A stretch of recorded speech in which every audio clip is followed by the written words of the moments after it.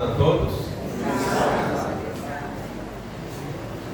Nós terminamos uma lição rica em detalhes, era mais profunda teológica, essa vem falando mais de relacionamento. A outra nós aprendemos alguns detalhes sobre João e aquilo que ele fala. Depois, na hora do culto, eu quero apresentar para você um sermão que eu terminei hoje de manhã. Falei para vocês semana passada que estava fazendo ele, sobre João. Agora hoje nós vamos falar sobre relacionamento. Pense numa coisa que eu vou falar aqui. Não vou falar para ninguém, vou falar do modo geral e para mim. Eu sou alegre e amo a todos, independente de quem é a pessoa e o que faz para mim. Isso é um princípio meu. Eu creio que assim é o amor de Deus. Porém, eu tenho um compromisso de pregar a verdade.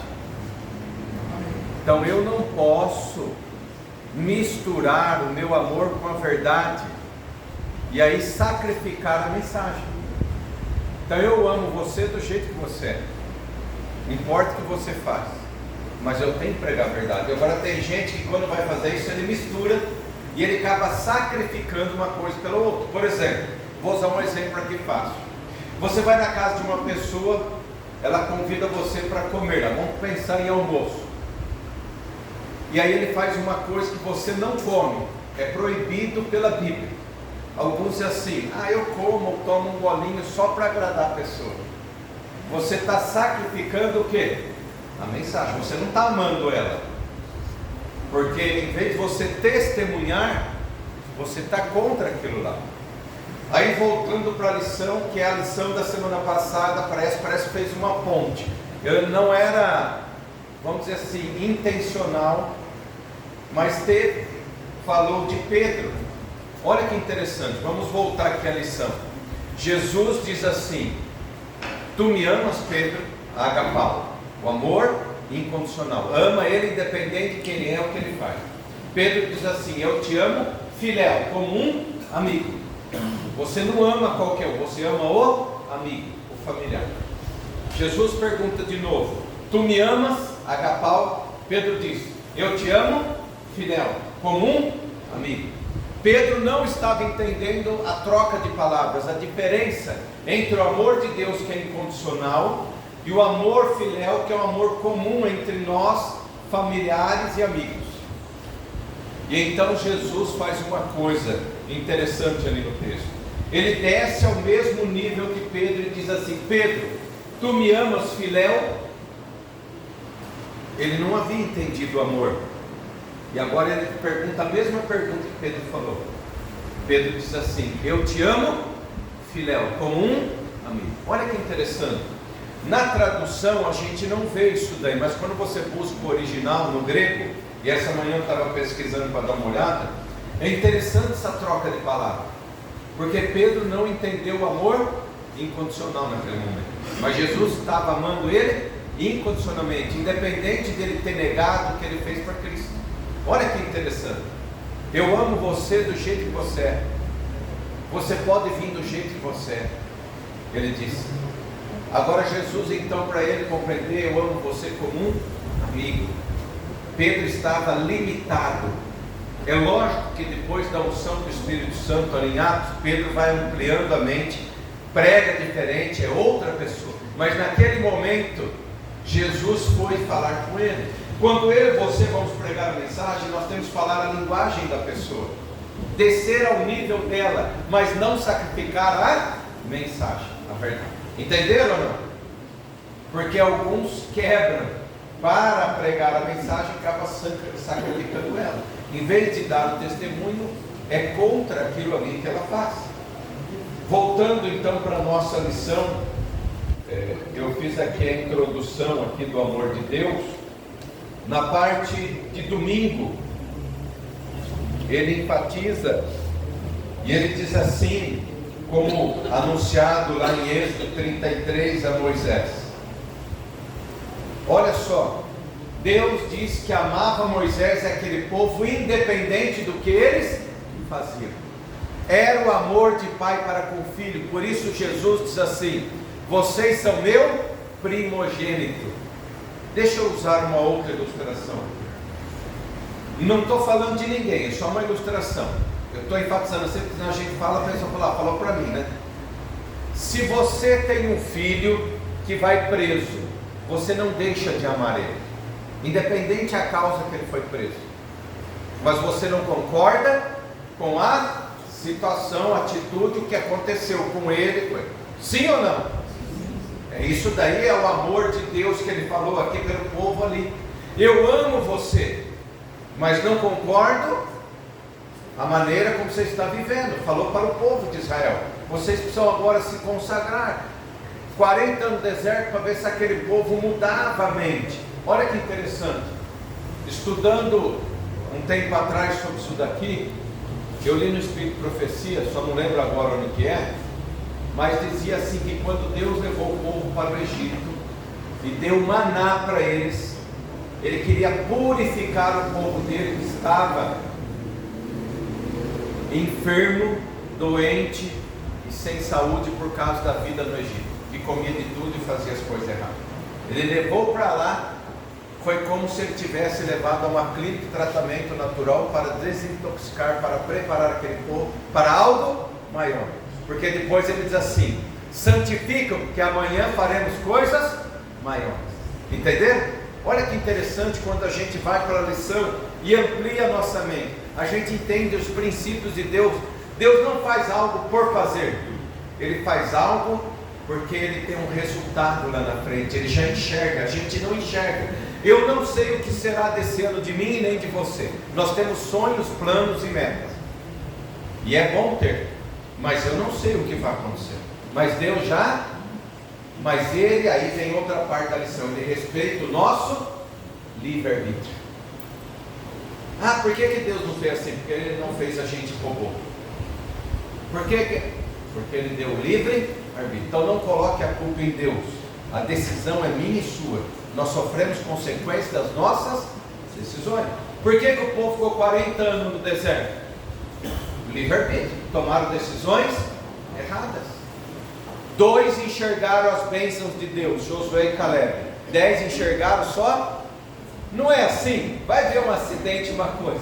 Você pergunta para várias pessoas que assistiu, cada um conta de um jeito.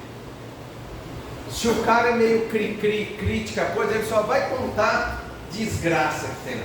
E se o outro cara é positivo, ali enxerga coisa, vai falar: não, mas Deus livrou de coisa maior. É interessante você ouvir as histórias de ângulos diferentes. Assim são os 4 evangelhos: Mateus, Marcos, Lucas e João. Conta a mesma história, mas de ângulos diferentes, e elas se completam. Queridos, parte de segunda-feira aqui. O que você faria se Deus pedisse para você casar com uma prostituta ou um prostituto, você sabendo que era, e não vai deixar aquela vida? Não é alguém que se converteu, tudo bem, é alguém que vai continuar naquela vida. Como você faria? Eu vou ser sincero que a maioria de nós, 99,9%, não aceitaria. Não acreditaria. Sim. Se não vai aceitar, porque vai acreditar que vai ter alguma coisa boa. E a pessoa continua traindo ele. Você já pensou? Parece que loucura, não parece? Deus usa ilustrações na vida prática para chamar a atenção nossa. Ele precisou chegar a esse nível para chamar a atenção do povo que estava em prostituição espiritual. E Deus então fala assim: vocês têm adorado outros deuses. Vocês precisam voltar para mim. Há um só Senhor, um só noivo. Ele não tem várias mulheres. Nós vamos colocar isso na nossa mente. E é isso que ele está falando para Oséias. E Oséias seguiu a ordem de Deus, porque o profeta falava com Deus e confiava em Deus, apesar de não entender aquilo que ia acontecer. Teve filhos com a prostituta. Alguns podem questionar se é dele ou não, mas teve. Não é assim? Fica duvidoso. Então veja, meus queridos, quando você olha para isso, Deus amou aquele povo independente do que eles eram. A parte de terça-feira aqui. Pode falar. Prostituto. Certo. Mas no relacionamento entre Deus e nós somos os prostitutos aí. É a gente que é infiel, porque a chave da questão é a infidelidade. A infidelidade do povo para com Deus, mesmo assim Deus amando o povo. E hoje nós somos o povo infiel. Nós somos a prostituta da história. E Deus mesmo assim mostra o seu amor irrevogável, né? Quando a gente projeta para o outro é mais fácil, né, Henrique? É mesmo, né? A gente, que tipo de prostituição eu estou colocando quando não coloco Deus em primeiro lugar? Talvez essa seria a pergunta. Cada um analisar a sua vida, não a do outro que está do lado, na frente e atrás. Como estou eu com Deus? Buscando a Deus em primeiro lugar? Pode, quem quiser participar, levanta a mão, eu vou passando aí, tá? Terça-feira. O amor de Deus é espontâneo e voluntário. Então veja, Deus ama independente que nós somos e nós. Deus ama porque o ser humano caiu em pecado, ou Deus amava antes do pecado? Antes do pecado. É a mesma coisa quando você tem um filho. Então veja, Deus ama a gente, não precisava criar o mundo para mostrar o seu amor, mas Ele deu o que? O livre arbítrio. E isso é importante para nós.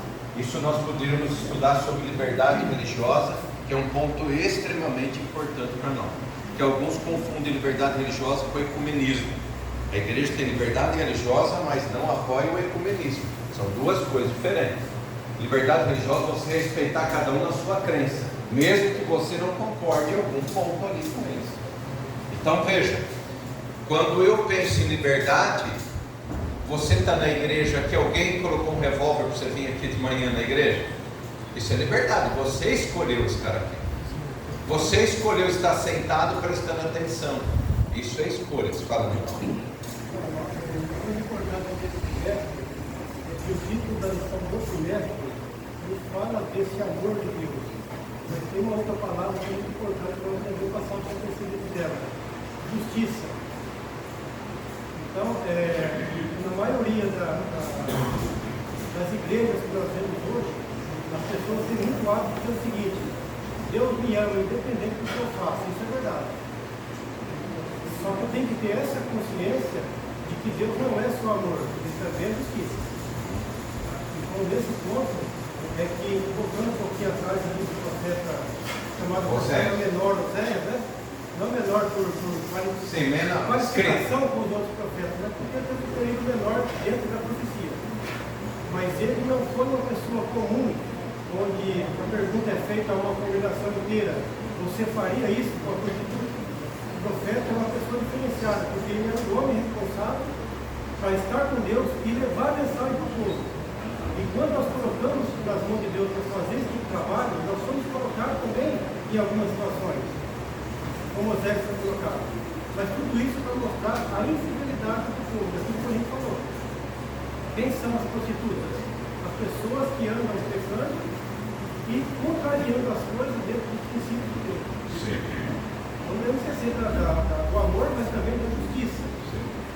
É que eu ia falar depois, viu, irmão? Não esqueci da justiça. Não sei.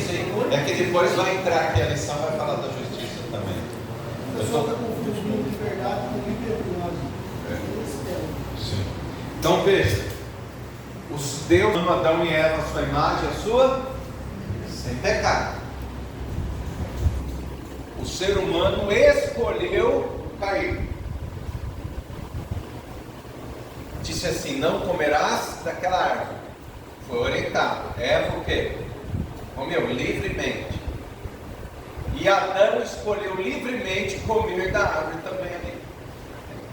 Eu estou mais preocupado com as consequências ou com o pecado? O que a gente vê hoje no mundo cristão, Nivaldo, e esse é o perigo, confunde amor e justiça, que as pessoas estão mais preocupadas com a consequência do pecado do que com o pecado. E Judas fez isso. Se enforcou por causa do quê? Da consequência. Pedro se arrependeu por causa do pecado, independente da consequência. Então eu tenho que colocar isso em mente. Eu venho à igreja e o pastor põe a mão e ora para mim pela minha enfermidade, eu saio curado. Curou, pelo o que causou ou curou pela consequência? É consequência. Porque quando você vai curar as pessoas, você fala assim, você tem que mudar o seu estilo de vida, ou isso, aquilo que influenciou. Ter alguma atitude. Agora a pessoa quando está lá, ela está preocupada com a consequência. Então Deus, Ele falou para Adão e Eva, vocês vão sofrer a consequência. Qual seria a consequência? A morte. Demorou, mas teve a morte. Gênesis 5 fala ali do relato disso daí. Agora, Deus amou, quanto tempo demonstrou o seu amor? Aí o verso principal para nós do amor de Deus, João 3,16. Deus amou o mundo de tal maneira que não tem como explicar, não cabe nosso entendimento entender isso, nós não conseguimos com palavra humana expressar, de tal maneira que deu o seu Filho único, para que aquele que nele crê não pereça. Pereça é morrer no pecado, mas tenha direito à vida. Quando você batiza, entrega a vida a Deus, é sério, ali começa a vida eterna. Ela pode ter um lapso pela morte, mas você vai ter a ressurreição. Você já tem o direito. Então pensa nesse ponto. É a palavrinha, não. Mas não pereça na Bíblia, isso que é importante, tem a ver com o pecado, né? Não é só morrer, porque morrer, a maioria vai passar pela morte. Mas perecer é morrer sem salvação. Tá? Então veja, quando nós olhamos nesse Deus de amor, Ele diz: todo que crer, viverá. Mas quem não crer vai morrer. Então Ele deu o direito, mas deu o livre-arbítrio de escolha. Você escolhe. Você quer viver ou você quer morrer? É isso que eu vou fazer uma escolha e estar nisso daí. Agora, na parte de quarta-feira aqui. Muitos são chamados e poucos são. Aparentemente parece um texto de predestinação, não parece? Se é predestinação, logicamente tem exclusão também. Um grupo vai ser predestinado e o outro excluído. Certo ou não? Amém. Então veja. Não, só estou enfatizando. Então veja. Se eu chamo um, o outro já está fora. Eu excluí um outro grupo. Então veja. Aparentemente parece isso. Mas é isso que o texto fala. É aí que quando a gente estuda a lição, a gente entende. Porque o texto está dizendo o quê? Que quando eu chamo, Deus convida, Ele dá o livre-arbítrio para que eu escolha. Então, muitos são chamados e poucos escolhidos. Escolhidos são aqueles que aceitam o chamado.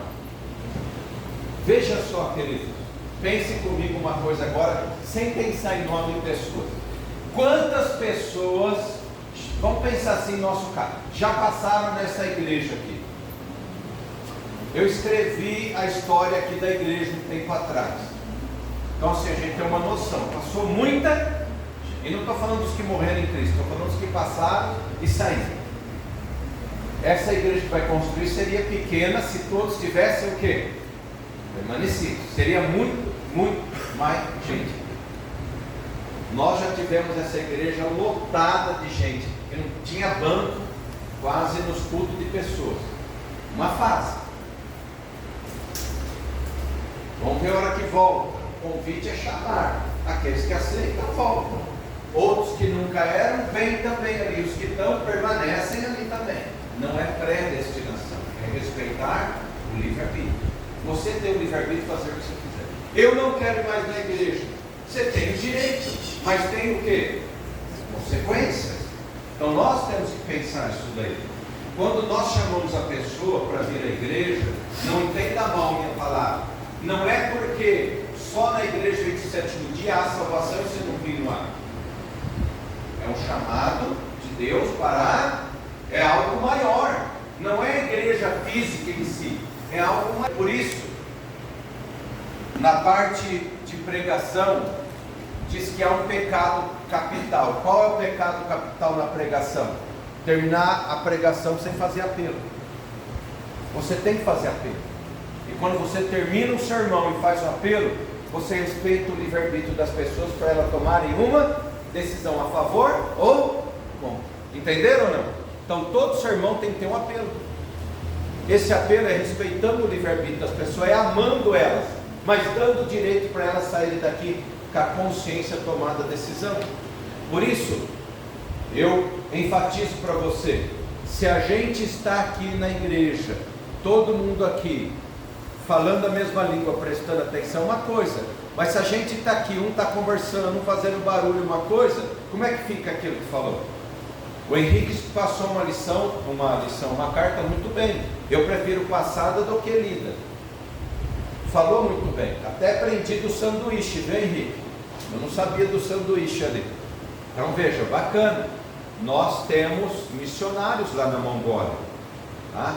E eu conheci um que foi o primeiro missionário lá também, da família Kun. Talvez vocês já ouviram eles também ali.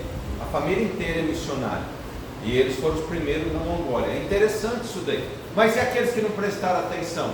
Para que tem carta missionária? Para que tem carta missionária?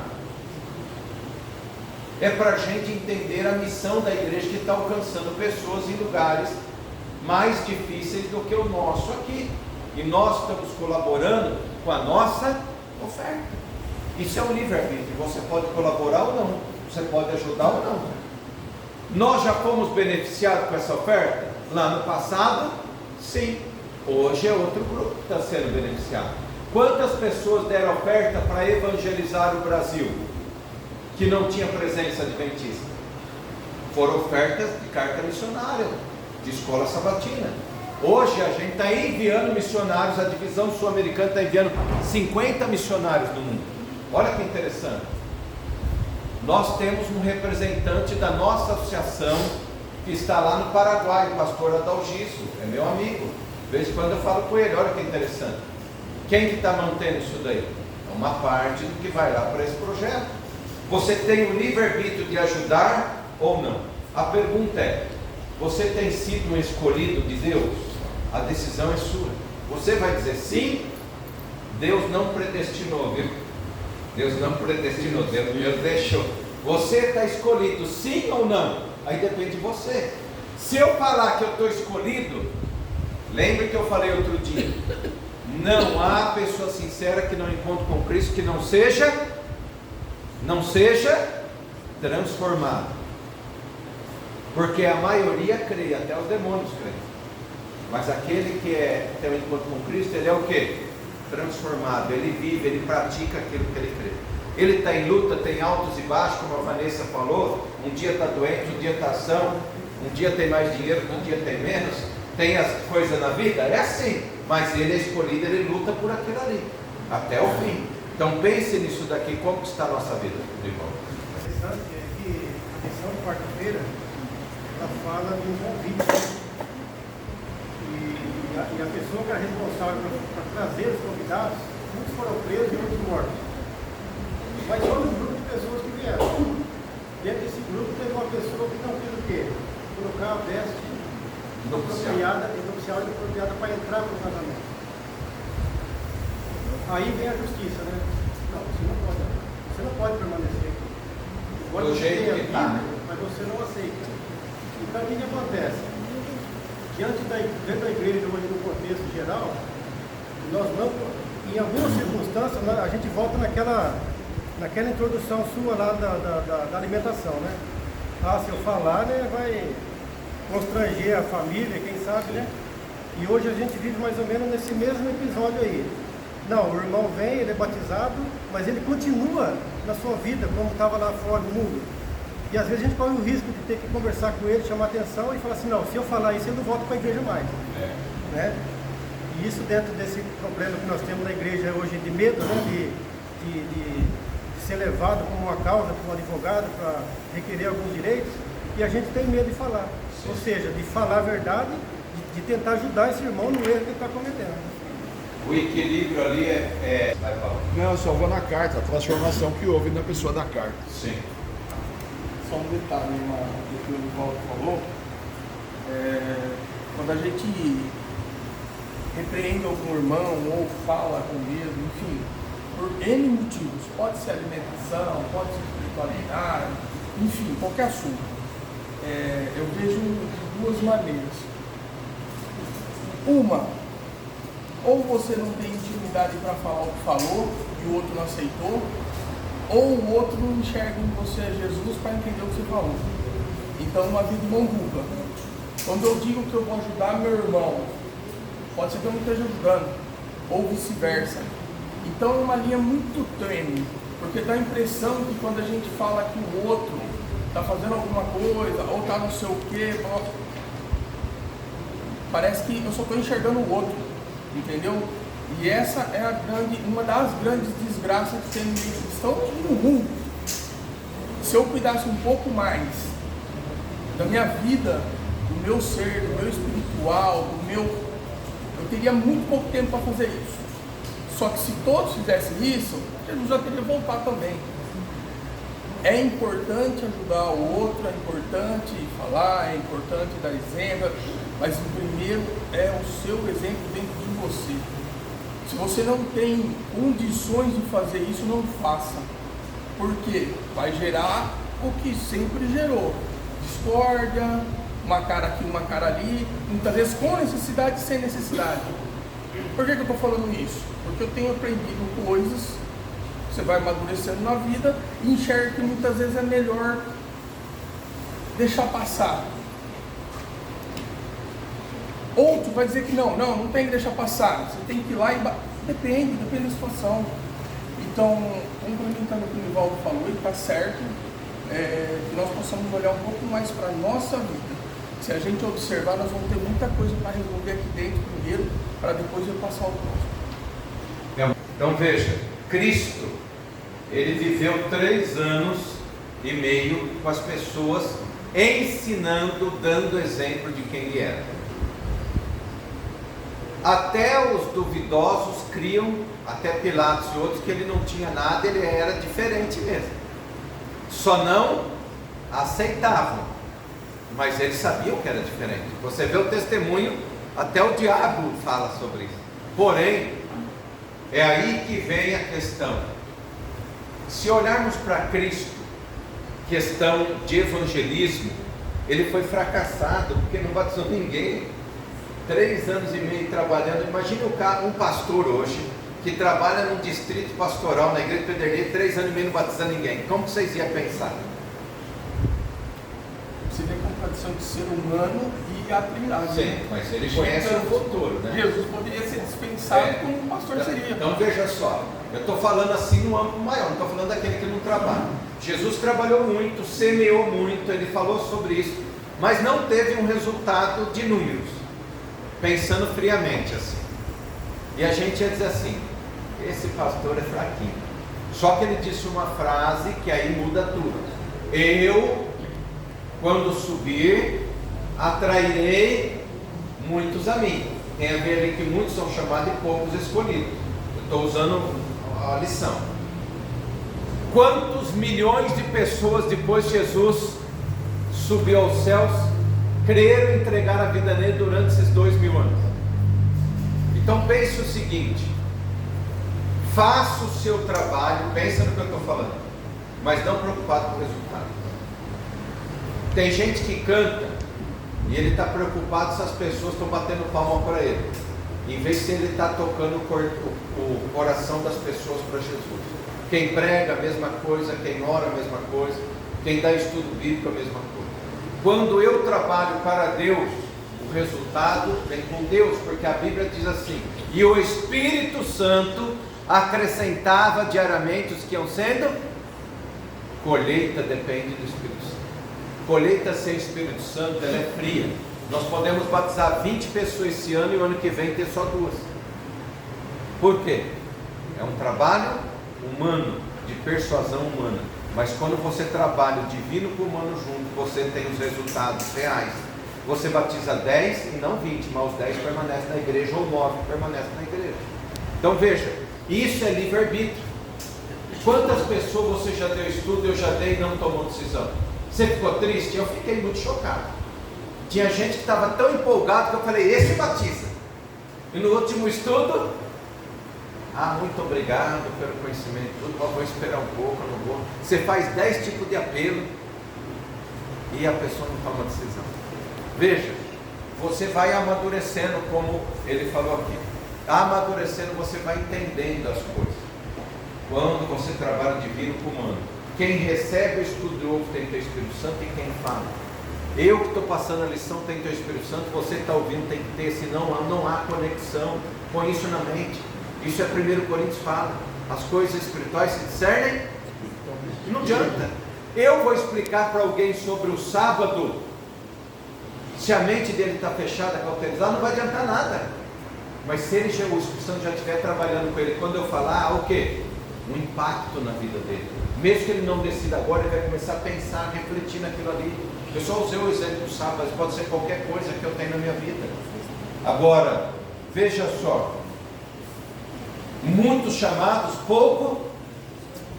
Então eu vou para Gálatas 2:20. Já não sou eu quem vive, mas Cristo vive em... e agora? Como que as pessoas estão vendo?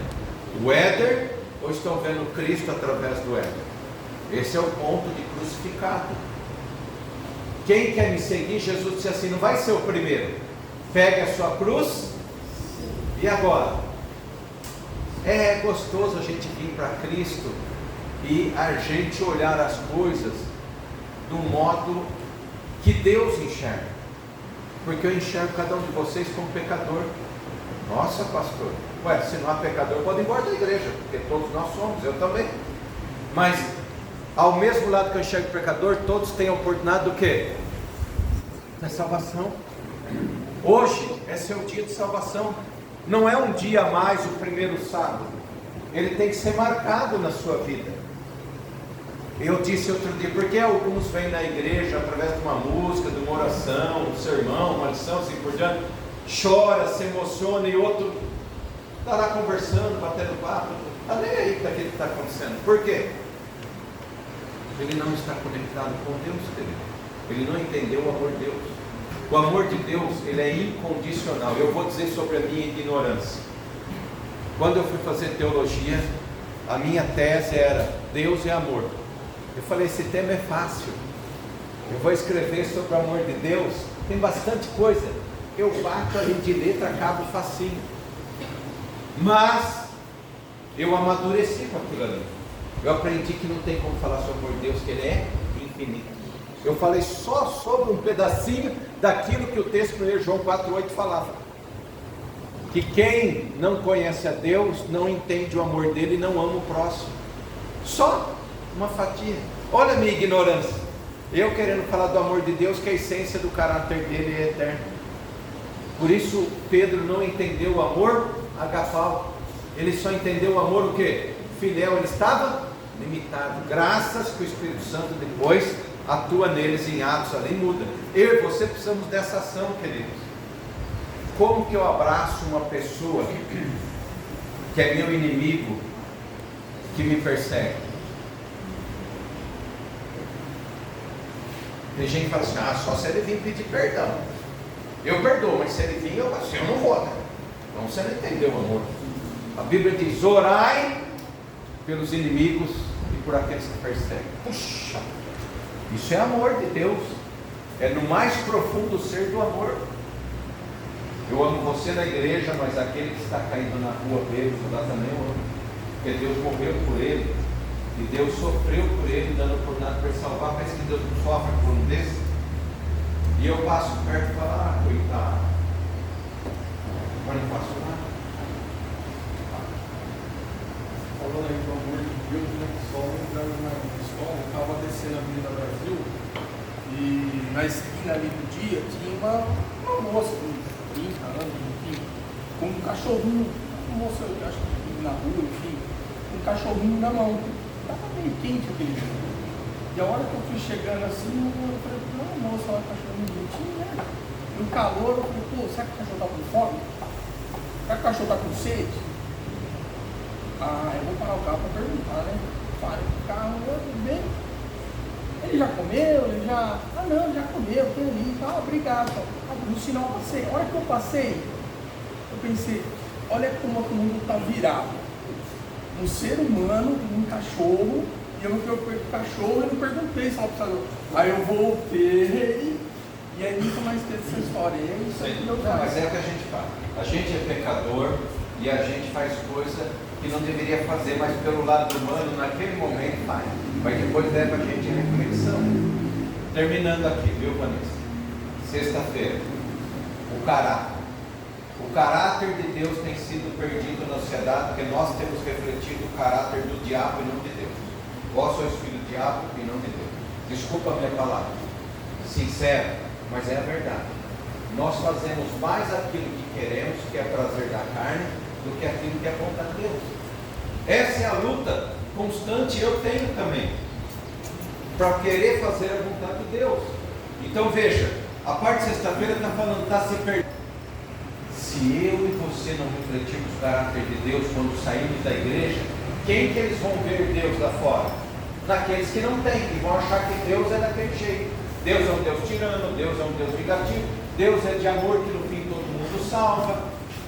Eles vão colocando as suas teologias, filosofias, para que as pessoas possam entender. Será que eu entendo isso daí? Veja, quando eu entrego a vida a Cristo, eu deixo de ser filho do mundo e passo a ser filho de Deus. E eu deveria representar quem então? Deus.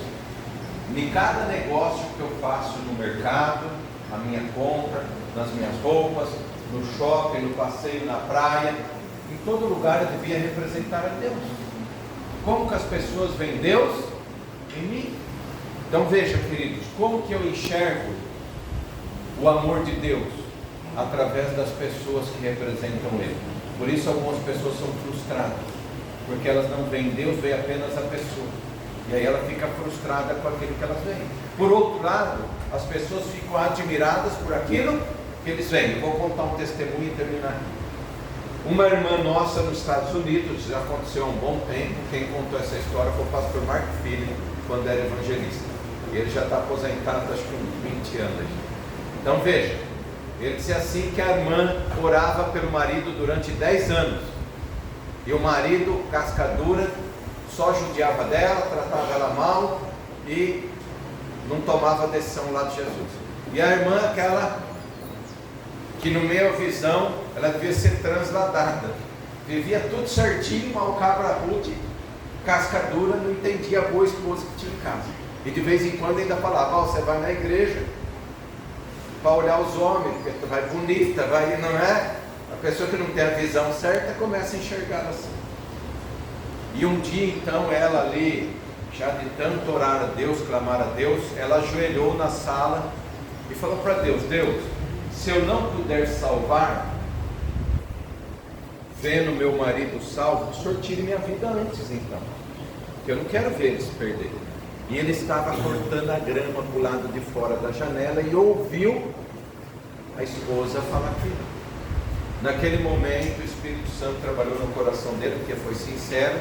Ele entrou para dentro na sala e falou para a esposa que ele gostaria de seguir o Deus que ela seguia. Olha que interessante, umas coisas. Quando estava na igreja, o pastor perguntou para aquele que se batizou se quisesse dar um testemunho. Aquele homem disse, eu quero, o meu testemunho é minha esposa.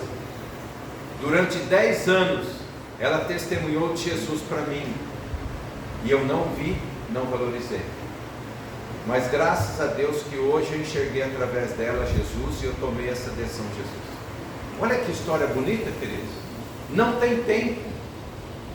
A gente acha que quer fazer as coisas, tem que ser para ontem. A gente ora, a resposta é vapt-vupt, é que nem o celular, você manda mensagem para não responder, agora está demorando, mas que ninguém não visualizou, não está azulzinho ali. Ai, já liguei 3 vezes e a pessoa não atende. Às vezes a gente é assim, impaciente, mas a gente tem que esperar as coisas no tempo de Deus. Eu costumo chamar as pessoas de amado. Não entenda mal isso. Uma expressão carinhosa que a Bíblia usa assim. Depois que eu fiz meu TCC em Deus e Amor, comecei a chamar o povo de amado. Porque Deus nos ama.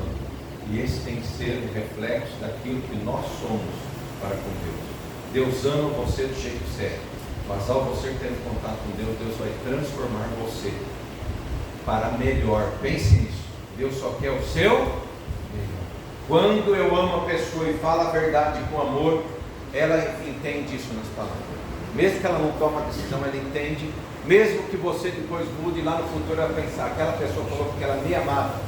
As outras pessoas nunca falaram, ele falou porque me amava.